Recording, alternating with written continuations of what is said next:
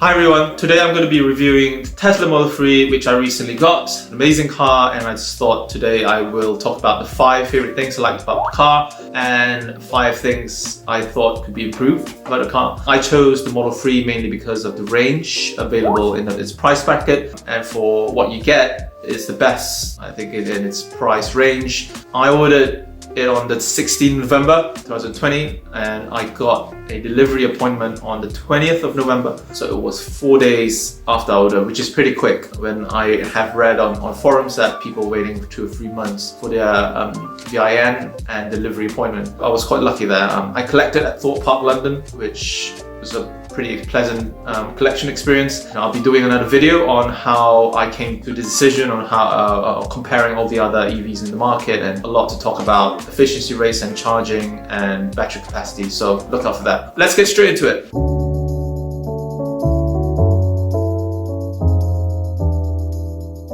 The first thing I want to talk about is efficiency and charging. So Teslas, they have one of the highest range and efficiency rates of electric vehicles in the market, and it will be one of the top reasons why you would want to get a Tesla. The Model 3 long-range model, which is what I got, it has an advertised range of 360 miles, which is the second highest range available in the EV market, falling short of its bigger brother, the Model S, which has an advertised range of 412 miles on the long-range model. In this price bracket of 40 to 50,000 pounds, you simply get the most range for your money, although in the real world the range will vary around 290 to 310 on an advertised range of 360. So this is the 2021 refresh Model 3. It does have an improved battery technology from Panasonic. It still has the 2710 battery cells, which has more energy density and also a brand new heat pump as well. The car helps to achieve efficiency rates at around 134 miles per gallon equivalent, which is quite impressive when you compare it with all the other EVs in the market. This of course depends on your driving habits, whether you brake or accelerate a lot, and the temperature conditions of where you store the car. It has a 83 kilowatt hour battery. The time to charge the battery on a V2 supercharger is around 40-50 minutes. So V2 superchargers are the old superchargers around London. The new superchargers, which are called V3 superchargers, they charge at 250 kilowatts an hour, and the V2 one charges at 120 to 150 kilowatts an hour. With the V3 one, you can go from 0 to 80% of your battery in 20 to 25 minutes. It's really quick. How much did it cost me to charge my car on average? I've compiled my data between AC charging, which is slow trickle charging overnight, and supercharging, which is very quick DC charging, and you can see my breakdown here. You can see that it's £40 and 17 pence to charge a total of 227.12 kilowatts of energy. The Tesla Model 3 has a tested efficiency rate of 240 wattage hour per mile. And on average, it probably costs around £3 to £4 to charge per 100 miles. You are given your own Type 2 charger cable here, which means that you are able to take advantage of third-party charging stations such as Ubiquity, or this one is Source London. And the good thing about these stations is that they will have designated parking spots for electric vehicles for you to charge. And obviously, being in London, electric vehicles, you don't have to pay the congestion charge or ULS rates as well.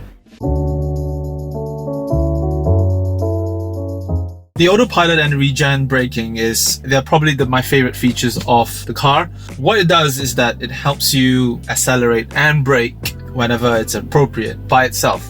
It's quite helpful when I am in stop and go traffic and when I'm driving on the motorways. The practical benefits really is that it contributes to a more relaxing driving experience. It reduces driver fatigue if you have to travel quite a long commute, saving you the effort of braking and accelerating on autopilot. As long as the roads have some sort of clear line markers, the autopilot will be able to work just fine. It keeps you quite squarely in the lane. And you can also set a speed limit on the autopilot where you don't want it to go above a certain limit. The autopilot does extend to auto park, where it parks by itself, auto summon, where the car will come to you, and auto navigation, where you can have the car navigate to a destination by itself. The basic Autopilot package only drives you in a single lane, and you have to intervene if you want it to go to another lane. All around a fantastic feature which sets Tesla cars apart from all the other EVs.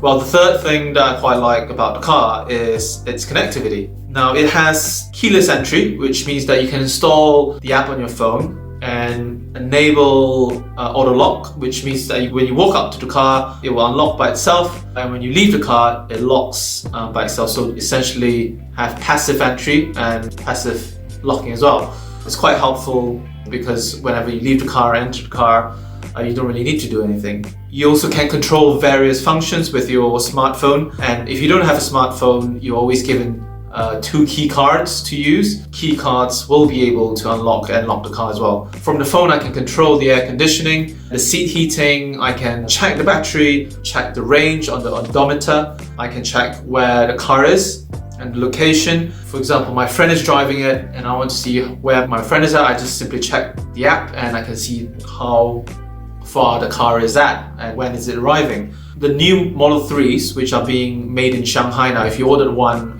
you probably get one made in Shanghai. They have heated steering wheels as well. So before you drive the car on a chilly morning, you can open up the app and you can heat up the steering wheel. And once you get into the car, you've got nice toasted steering wheels to drive on, which is quite nice. No electric car would be complete without showing you how much electricity you're consuming. So this Model 3 shows your consumption rates with this handy little graph, which you can access through the center console here.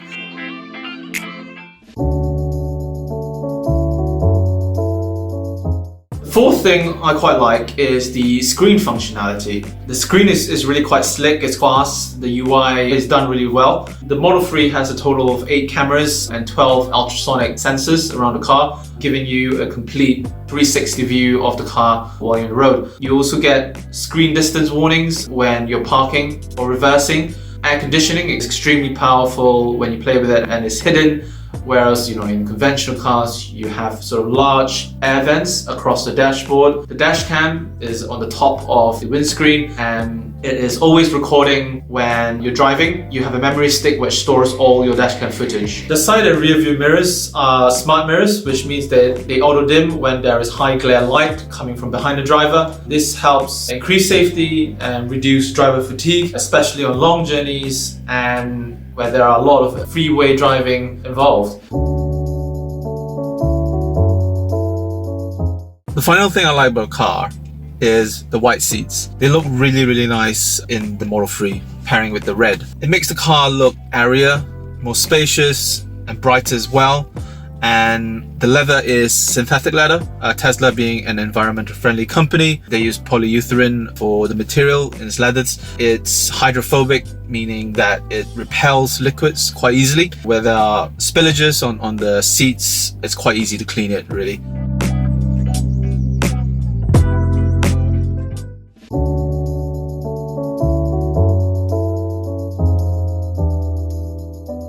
Now, as with a lot of electric vehicles, the enemy really is temperature. And the problem when it comes to winter is that the car's temperature is naturally lower, so it will draw a lot more battery power to warm the motor up. It takes about 1 to 2% battery to heat up the car to its optimum temperature. And by the time you get on the road and you drive, if you don't preheat the car, you could lose 1 to 3% quite easily. So this is the most important disadvantage. If you don't have a private driveway, you don't have the option to charge the car overnight. So the car is not being charged majority of the time. This means whenever I charge, I have to store a lot of energy in the car in one go to last me, throughout the week, so that I don't have to keep going to charge the car every now and then. That doesn't mean, of course, that you shouldn't get a Tesla if you don't have a private driveway. If you have a good charging network, infrastructure around where you live, that works out quite well as well. ZapMap is a really good tool to check what the charging network is around you, so check it out. The second thing is Autopilot. Don't get me wrong, Autopilot works really well, but there are a couple of things that doesn't work quite perfectly. Number one, it doesn't avoid potholes in the road. So if you see a big pothole coming up, I often have to disengage Autopilot to avoid it, often quite early in time to avoid swerving. Number two, bus lanes. On London roads, you quite often see a bus lane coming up and the Autopilot software won't recognize that. And if you don't have auto navigation, it will stay on the same lane. In London, generally, Autopilot doesn't allow you to use the feature on some residential roads where there are no clear markers on the road. So I often find myself needing to disengage the feature, making it useful only when I'm on the motorway or in stop and go traffic. So while the boot is powered automatically, the Frunk isn't. And you have to use either the phone or the center console to open the Frunk. Here you can see there are controls to open it. When I go out, as you can see, there are no buttons around the Frunk to access and open the Frunk. And I have to use the center console or the phone to do it, which frankly, I think it's not that user-friendly. You do have the option to buy a key fob, but really it defeats the purpose of just carrying one less item when I leave and enter the car. The fourth thing is price. The Model 3 costs around £46,000 after the £3,000 government green grant. It's not exactly entry level. It might not appeal to the mass market who are looking to go electric, and when you add in the challenge of finding the right car insurance, or an affordable one at least, it will put a lot of people off. I know I had a hard time myself looking for car insurance just because Tesla is a relatively new brand and not many UK car insurers have the data in order to price competitively. If you have a private driveway and you have the option to install a home wall charger, you probably will get a lot more value for money if you look at a Zoe or a Nissan Leaf or a BMW i3, or even wait for better electric vehicles to come on the market from Volvo, Toyota, Hyundai, and sort of more established car brands. Always do your research and look at your own situation to see whether a Tesla Model 3 is best value for money essentially for you. So the way that I financed my Model 3 was through a hire purchase agreement. I split the costs with my partner, which averages out to be around £250 a month. But I know that not everybody will be in a situation where they can or may be able to share the cost with someone else. So that's something to bear in mind. Do the right research as to correct financing scheme to suit your needs or plans for the car. Yeah, there are a lot of options out there. I did mine through Hitachi. Yeah, so something that you might want to look into as well. The final thing to look out for is premium connectivity. Tesla gives you premium connectivity for free during the first year of having the car, but after that, you would have to pay £9.99 per month in order to continue subscribing to it. Premium connectivity is ability to have in-car streaming, audio and video, live traffic visualization, and internet browsing. But bear in mind that it can rack up quite a lot of costs over 2 or 3 years when you're keeping the car. That's something to consider if you're looking to get a Tesla. So the wireless charging feature is something I like to talk about as well. It's not compatible with all phones, as I found out. For example, with my Android OnePlus 7 Pro, it doesn't quite work when I put it on the wireless charging pad. But for the iPhone 12, it does work. Definitely, this is something for Tesla to improve on. I really enjoy driving it. I think the car feels really futuristic and it's constantly improving through software updates and hardware updates as well. If you are buying it for the miles and range, you are definitely getting value for money. You are also betting on the technology improving, since the software in the car is incredible and user-friendly. You get updates and improvements every couple of months. So it is really quiet. It may seem a little bit strange to people who are used to the engine sound of an IC car. There are a lot of the electric vehicles which has artificial sound built into it, like the Mercedes EQC or the Porsche Taycan. Although I am quite disappointed that the UK version of the Tesla Model 3s don't have the boombox effect, which I understand is a regulatory issue. The Autopilot is an all-round fantastic feature, and it has brought a different kind of driving experience for me. I would absolutely recommend you booking in for a test drive, even if you're not looking to buy one, just to understand how electric vehicles work, because it's free and you can drive any model of the Tesla you want. I hope you've enjoyed the video today. If you're seriously looking to get a Tesla, please feel free to use my referral code down below. If you use it, we both get 1,000 supercharged miles. It works out quite well. Please subscribe and like this video if you enjoyed it, and stay tuned for more content.